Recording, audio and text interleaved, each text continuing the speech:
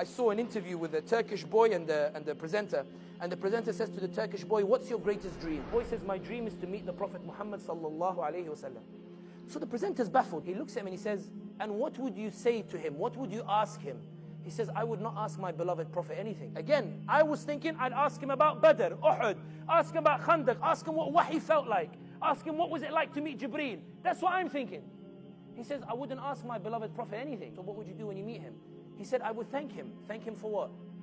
I would thank him that when his society turned on him and he could have given up the message, he chose not to do so and he kept going.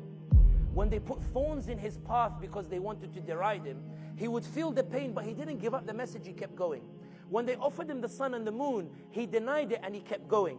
When 13 years of da'wah, they boycotted him. He lost Abu Talib, his protection, he kept going. He lost Khadija, radiallahu anha, she dies, he kept going. And the more they kept pressuring him for no other reason, they said, La ilaha illallah. If he had given it up, he would have been back the golden boy of Quraysh. He refused to give it up. Then he got kicked out of Mecca. He says, Wallahi, you are the dearest land to me, and I would never have left you if your people had not kicked me out. He was heartbroken, but he left. In Badr, he's fighting his family. He's fighting his family members.